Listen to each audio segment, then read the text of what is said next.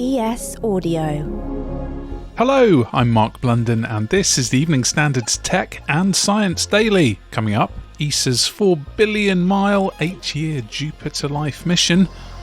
But first, the disgraced founder of failed blood testing startup Theranos, which was once valued at $9 billion, will begin her 11-year prison sentence at the end of April. Elizabeth Holmes heads to jail on the 27th of April after a federal judge in San Jose, California, denied her request to remain free while she appeals her conviction. Holmes was convicted on 4 counts of fraud and conspiracy related to Theranos in January 2022. Her former business partner, Sunny Balwani, who Holmes was also in a relationship with, must also report to prison this month for a sentence of over 12 years after being convicted of 12 counts of fraud and conspiracy.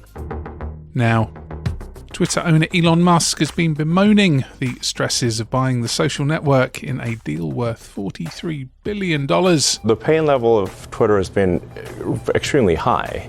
This hasn't been some sort of party, so it's been really quite a stressful situation.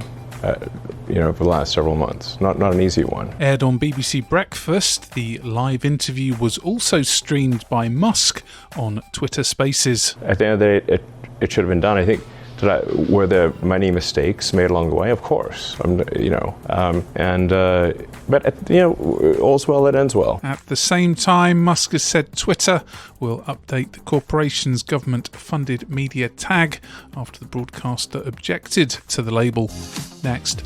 A spacecraft is due to launch from Earth this week on the hunt for alien life as far afield as the icy moons of Saturn and Jupiter, but it will take 8 years for the European Space Agency probe, which is called JUICE, to reach its mission after flying 4.1 billion miles, and when it arrives, the craft will make a series of flybys of Jupiter and its moons Callisto, Ganymede and Europa. The 6-ton spacecraft will explore the gas giant and investigate whether any of the satellites surrounding it are actually habitable.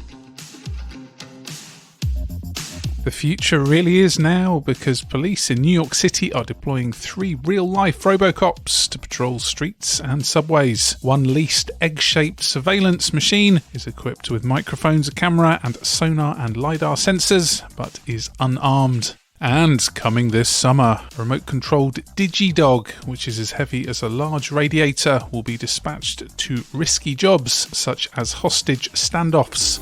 But that's just the beginning, says Mayor Eric Adams. We are looking at the new forms of public safety.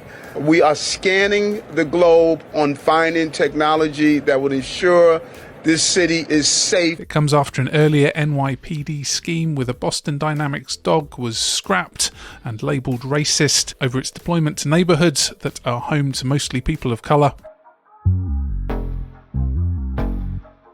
Now, Australians are known for their love of a long neck beer, but now a different kind of long neck has been analysed, a 95 million year old dinosaur skull. The team from Curtin University have been investigating a nearly complete sauropod dinosaur skull found in Queensland for a better understanding of the giant's anatomy, relationships to other sauropods and feeding habits. The specimen's been nicknamed Anne and comes from a sauropod species known for their small heads, long necks and tails, and barrel-like bodies. The team says their analysis supports theories suggesting sauropods used Antarctica as a pathway between South America and Australia between 100 and 95 million years ago. Let's go to the ads. Stay there for more news from the world of tech and science. Plus, why competing against robots sharpens your brain. Why not hit rate and follow in the meantime? Welcome back. That's the sound of a human taking on a robot table tennis opponent. But what end? Research undertaken by the University of Florida suggests that playing sports against robots actually makes the human brain work harder. The research team analysed dozens of hours of table tennis matches where humans were pitted against machines and each other while wearing brain monitoring electrode caps. Scientists from the Austrian Academy of Sciences have found a hidden chapter in a Vatican Library Bible, which was written in ancient Syriac more than 1,500 years ago.